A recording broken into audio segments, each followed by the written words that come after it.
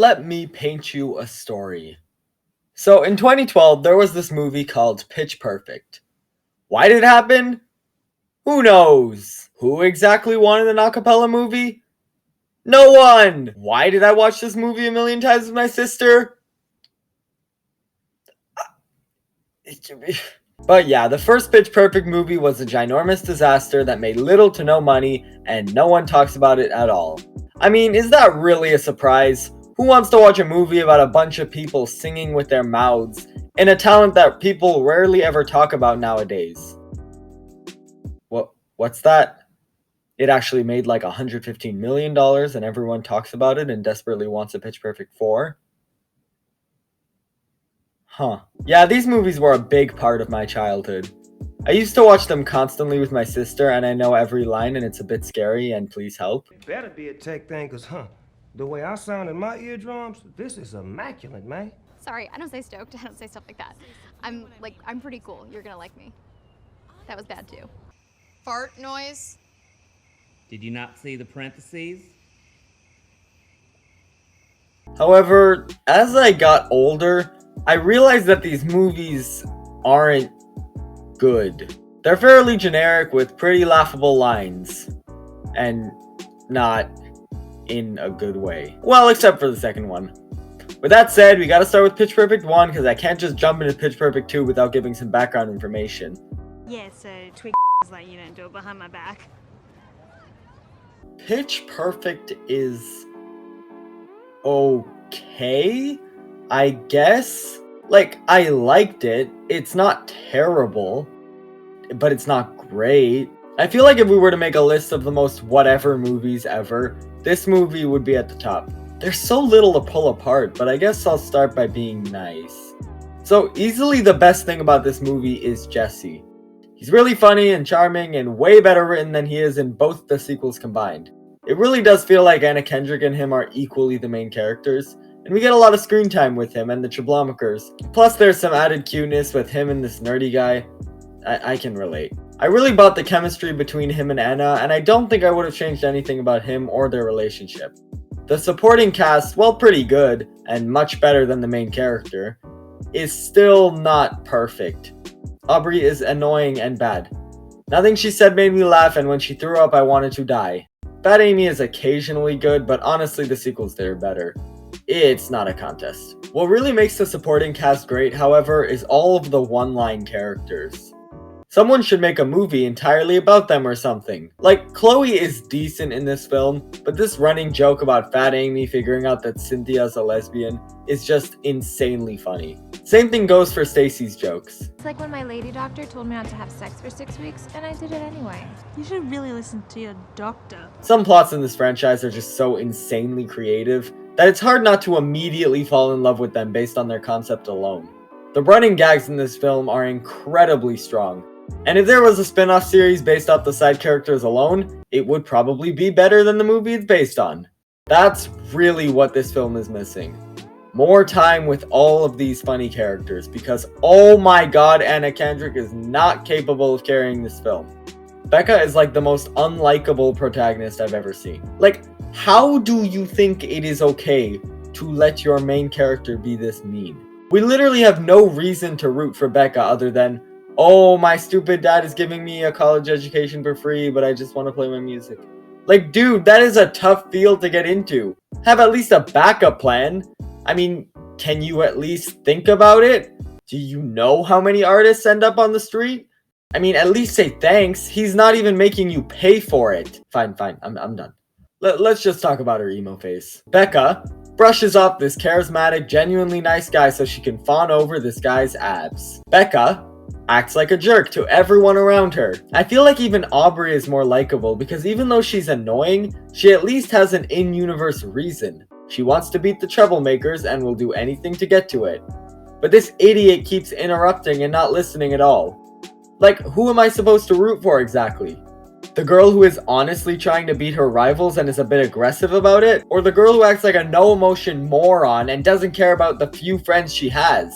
This is like if in Instant Family, Lizzie wasn't actually an adopted kid who took care of her siblings because it's the only thing she knew. She just stayed unlikable for no reason. Also, I should probably talk about the best family movie of all time, huh? Point is, Becca sucks and has no redeeming qualities, and she only worsens the movie that she's a part of. Next, while the running gags in this movie were, like I said, great, when this movie has a bad joke, it really feels like it's trying way too hard to make you laugh. The Aka jokes are so annoying, it makes my ears bleed. Hands in, Aka bitches. I think we're gonna be Aka awesome. You're one of those acapella girls, I'm one of those acapella boys, and we're gonna have aka children. Aka awkward. Aka, excuse me? Aka believe it. Aka, excuse me? Like, what do you mean, Aka, excuse me? You're just putting Aka. That's not a joke. It's really barely even a thought. I don't know, they came to their senses and took this out in the sequels, but this movie still has it, and it's incredibly unfunny. The gross out humor in this film is also just absurdly excessive. We open this movie with Aubrey barfing, and then she barfs all over the floor, and this girl does barf angels. Like, sorry, this is not funny. Unfortunately, this is the one thing that wasn't completely killed off in the second movie. Also, my bad for having burned this image into your brain. But like I said, some of the jokes work really well. Again, any joke with Stacy is incredible. Last are the acapella covers, which were okay, but it also kind of felt like a Disney Channel original movie song where it's just so heavily edited that you lose the authenticity of what makes acapella.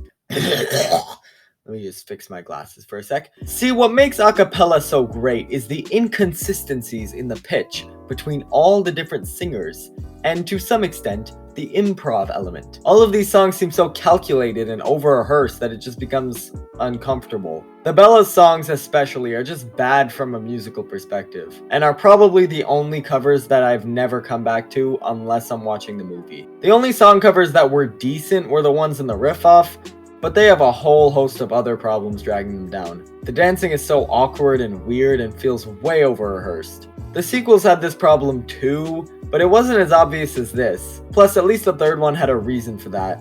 They feel weird with these guys competing with their spot for DJ Khaled or something, I don't remember. I don't know, in my mind these movies' covers are easily the weakest in the entire trilogy, and it's not that close. At least the sequel is better. Speaking of which... Hold up for a second. Wait, hold up. Man, I sound awesome right now. What are you talking about? How is this even possible? How did a movie directed by Elizabeth Banks, coming off of one of her most memed off movies of the year, turn out this spectacular? Like, I'm embarrassed to admit that this may be one of the funniest movies that I've ever seen. Seriously, every time I rewatch this movie, I just marvel at how bonkers and just all around incredible this film is. Let's start off with definitely the biggest surprise from this movie, Anna Kendrick Lamar being likable. I didn't think they could turn this moody teen stereotype black-wearing bimbo into such a charismatic lead. First of all, they way turned down her tendency to just not like things. In the first one, anytime anyone brings up anything other than staying in her room and letting her make music, she hates it. College, boo. Acapella groups, boo. Movies, boo. I mean, come on, who doesn't like movies? Here, not only does she not do that, but we get to see her ambitions of dreaming big, but also being able to take any route she needs to get to her goal. This entire subplot about her trying to make it in the music industry is honestly one of my favorite parts of the entire movie. I would say it's my favorite, but there's just so many to pick from. I love how it perfectly ties into the ending song, and how it shows her a cappella and music production worlds colliding. It's honestly impressive writing, and I think I can see where they were trying to go in the third one, even though, spoilers, I really don't like the third one. All the new characters this subplot introduces are absolutely hilarious. The best one is definitely this producer played by Keegan-Michael Kay. Something about the way he runs this company is just so funny to me, and shows Becca what it's like to run something of this size. This hipster also plays off him so well. In fact, I think my favorite line in the entire franchise is, "Say one more hipster thing, and I'm gonna shove you in your vintage bassoon case, okay?" Matter of fact, every single interaction with these people is just insanely fun. The Fat Amy jokes are back, but instead of making it about her being fat, they keep all the funny parts of her jokes from the first movie, like her hatred of cardio, and then make all of her good jokes actually better. Mostly. Like, why would you open the movie with a scene of showing her vagina to the president? Like, is this a recycled joke from the third movie or what? Cynthia, who had like 2 lines in the first movie and that one really funny running gag, is now constantly making the most funny lesbian jokes ever, which was confirmed in the last movie. You touching my goodies? Yes. Bumper and Amy, who were just light friends in the first movie, are now having a romantic plotline, which ends with Bad Amy performing a solo in the middle of the road of We Belong Together.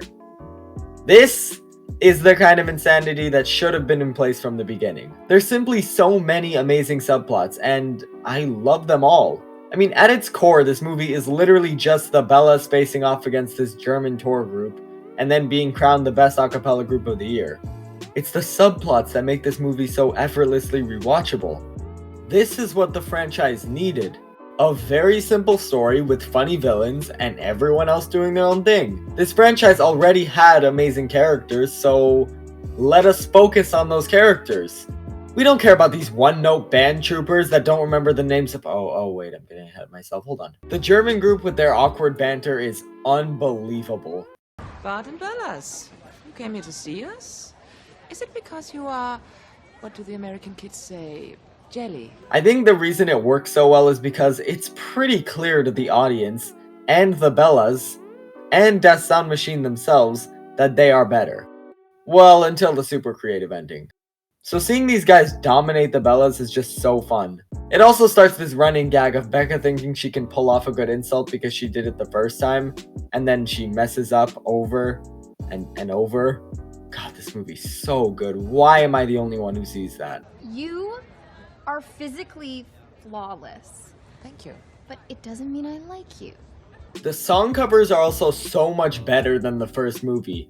And I'm not just saying that because the first movie is so much weaker overall. As a matter of fact, the song covers are always on an upward trajectory, peaking with the third movie. Instead of really over-edited versions of popular songs, there seems to be a lot more focus on just going up on the stage and singing. The Lollipop cover is probably the best cover in the movie. I can't put my finger on what it is, but this song replicated so well what the original was all about. That being the fun rhythmic bits and all of the amazing melodies. Even the riff-off, which was one of the best scenes from the first movie, is doubled in size and made way better. These new groups are great, including the one group that the Treblomakers beat up from that one scene that goes nowhere in the first movie. Seriously, did anyone expect these guys to make a return in the sequel? Who even remembers them? I mean, okay, they're not the most interesting part of the movie or anything, but still. Plus, one of them is Boyle, so the whole group is just so much better. Obviously, I like this group of baseball players who actually sang in the movie, believe it or not. And of course, the Troublemakers come back. Man, it is so sad how sidelined Jesse is in this movie. But what about the emotions? Does this movie fall flat on its face by shoving in an emotional message at the end of the movie and way overdoing it? Well, why don't you take a wild guess? Surprisingly, I actually love this emotional moment at the campfire. I think this movie really earns it because everyone was fleshed out and we actually got to know their names. It's not just completely Becca's story and the rest are reduced to a catchphrase. I mean, emotional moments work best if you actually care about what's happening. Take Meet the Parents, for example. Greg has just ruined a surprise vacation that Jack was going to give a newlywed couple. But we don't know who the couple is. We don't know why their wedding matters so much. We don't know how much time Robert spent on this gift. So why should we care? On top of that, this moment, which I thought on my first viewing was going to be the point of no return for Ben and Pam, is literally useless because they get married anyway. In Pitch Perfect 2, we actually know what these characters went through and what they want.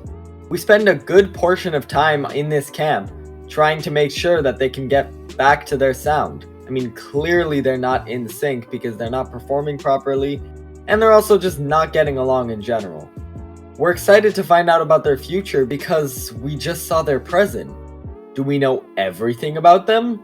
Of course not, but we know enough. Finally, now that they're in harmony with their relationship, they can be in harmony in their singing. So yeah, this moment is pretty good. That's really what makes this movie so enjoyable. The ability to have relatively strong emotional moments while making you cry from laughter, all while making all of the characters that have so much joke potential. I'm just not sure how else to explain this.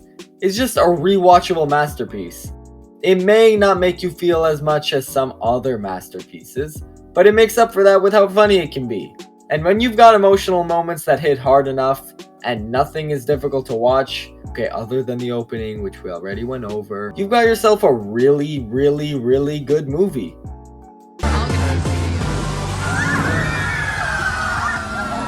Checkmate, fellas, checkmate. That's right, this movie doesn't even deserve a transition. Going from Pitch Perfect 2 to Pitch Perfect 3 is, in a word, bad. I feel like everything that worked about Pitch Perfect 2 is just kind of worse. Except for the songs, but we'll get into that. See, it wasn't just the jokes that made Pitch Perfect 2 great, it was how everyone had their own plot going on, and how those plots intersected. They were all interesting, they were all funny, they were all very entertaining.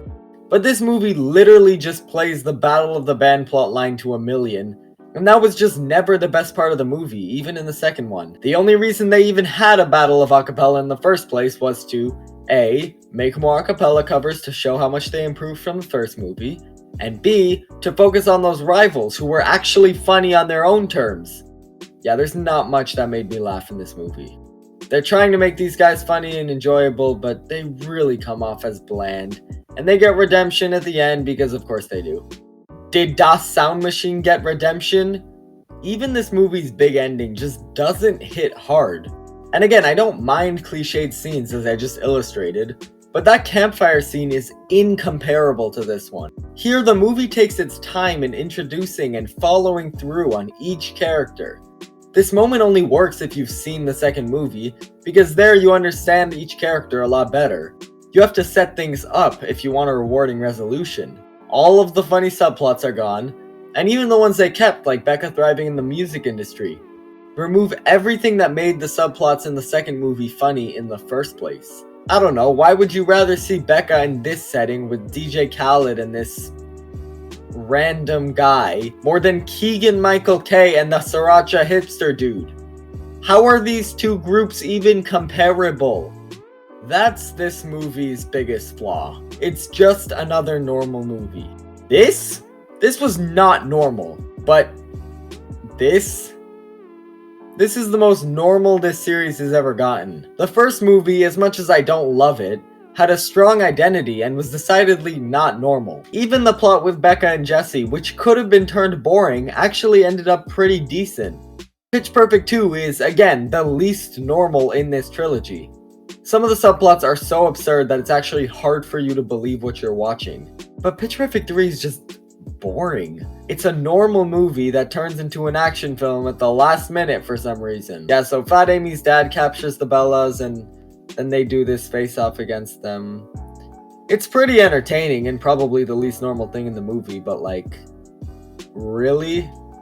An action movie starring a cappella people? This is also a shockingly flashy movie with a lot of really obvious lines that feels like they're trying to dumb down this very simple concept. Well, these Bellas actually seem to be enjoying themselves, Gail. I think it's possible the Bellas could be picked by DJ Khaled. Like, what a strange thing to add in there for no good reason.